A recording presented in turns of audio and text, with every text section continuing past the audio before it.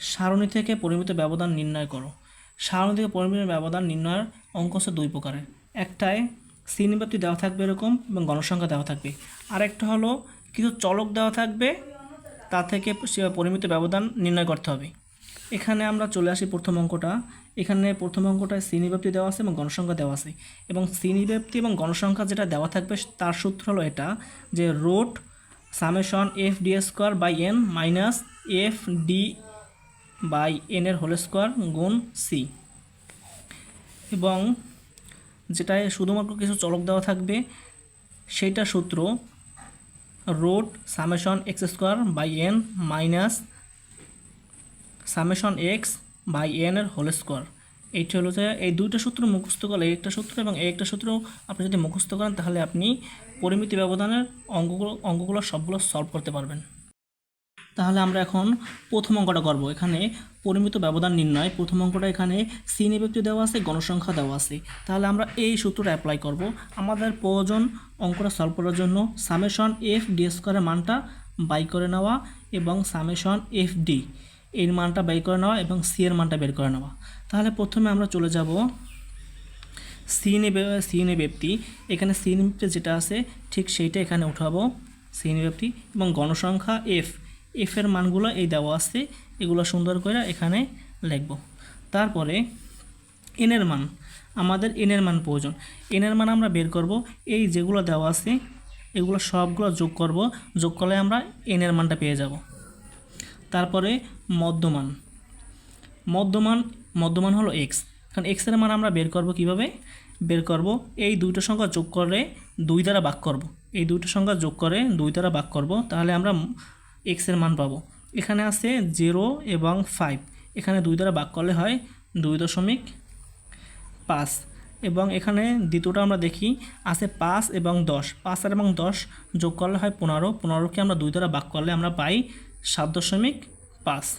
ঠিক তেমনিভাবেই এখানে আছে 10 এবং 15, 10 এবং 15 যোগ করলে হয় 25, 25কে আমরা যদি 2 দ্বারা ভাগ করি তাহলে আমরা পাই 12.5।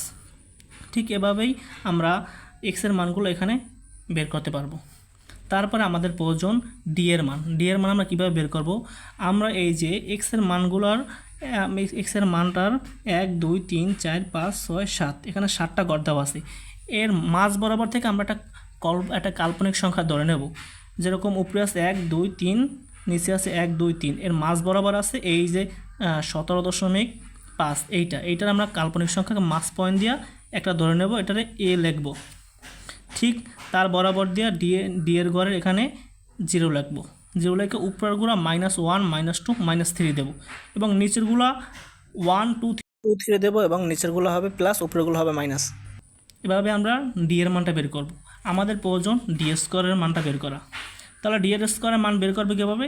এই যে ডি এর মান দেওয়া আছে এটা আমরা স্কোয়ার করে দেব, এবং 3-এর স্কোয়ার করলে হয় কি 3 3 9, 2-এর স্কোয়ার করলে হয় 2 2 4, 1-এর স্কোয়ার করলে হয় 1, 0-এর স্কোয়ার করলে হয় 0, 1-এর স্কোয়ার 1, 2-এর স্কোয়ার 4, 3-এর স্কোয়ার 9। এখানে আমরা ডি এর মানগুলো পেয়ে গেছি। আমাদের আরও প্রয়োজন ডিএফ এর মান প্রয়োজন। ডিএফ এর মান প্রয়োজন কীভাবে বের করব? এই যে ডি, এই ডির সাথে এই যে এফ এর মান এইটা গুণ করব, এইটার সাথে এইটা গুণ করলে আমরা এই যে ডিএফ এর মানটা পাবো। এখানে এফ আছে 7 এবং ডি এর এই ঘরের মান আছে 3, 3 7 21, এই যে মাইনাস চিহ্ন, এই মাইনাস। ঠিক এভাবেই এখানে আছে 9, আর এখানে ডি এর ঘরে এই দ্বিতীয়টায় আছে -2, 9 2 18, আর এই মাইনাস চিহ্ন মাইনাস। ঠিক তেমনিভাবেই এখানে আছে 13, এখানে আছে 13, আর এইখানে আছে ডি এর ঘরের এখানে আছে -1, 13 গুণে 13, এই মাইনাস। তারপরে 21-এর সাথে যদি 0 গুণ করি তাহলে 0 হয়, এখানে 0। ঠিক এখানেই 15-এর সাথে যদি আমরা 1 যোগ করি, মানে 1 গুণ করি তাহলে হয় 15, এই।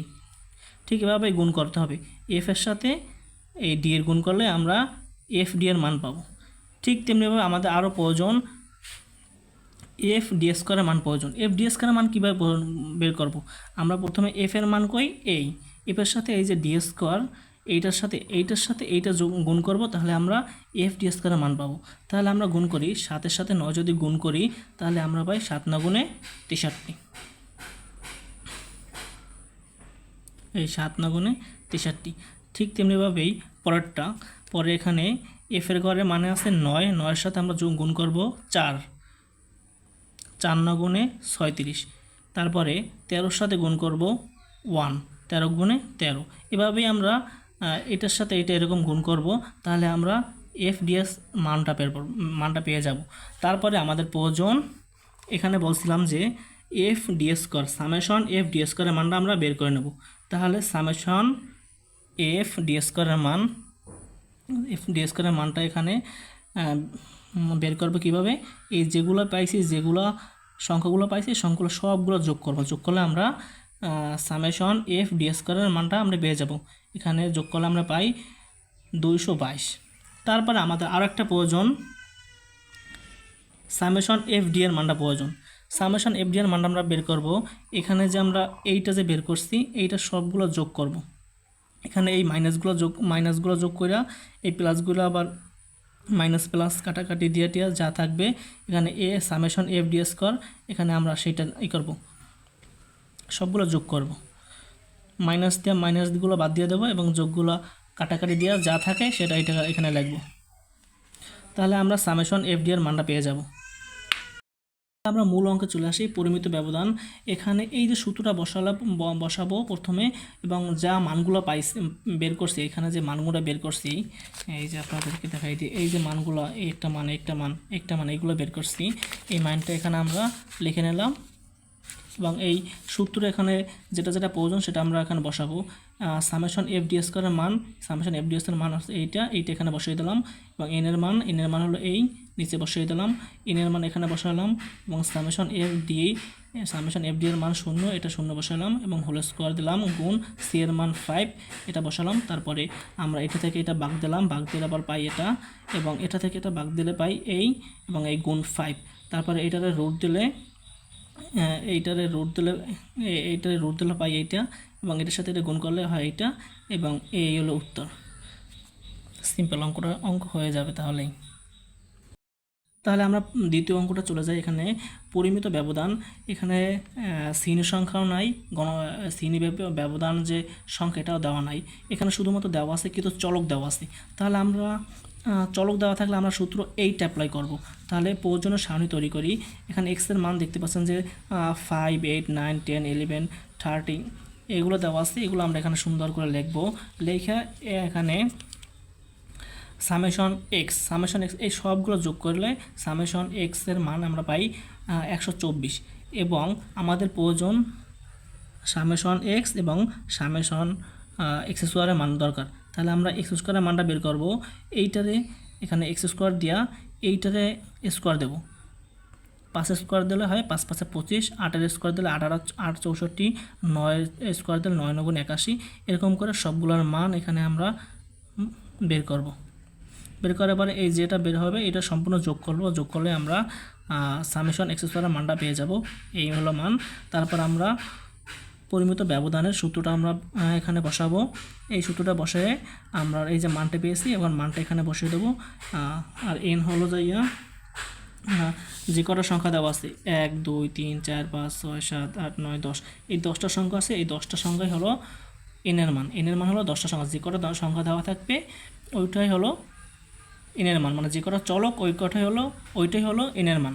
তাহলে আমরা সূত্রটা প্রথমে পরিমিত ব্যবধান সূত্রটা বসাবো, তারপরে এই সামেশন এক্স এর মানটা এখানে বসাবো, তারপর সামেশন এক্স স্কোয়ারের মানটা এটাকে বসাবো, এনের মান বসাবো এখানে, তারপরে এটা থেকে এটা ভাগ দেবো, তাহলে এটা পাবো, এবং এইটারে ভাগ দিয়ে এটারে হোল স্কোয়ার করতে হবে, তাহলে আমরা এটা পাবো।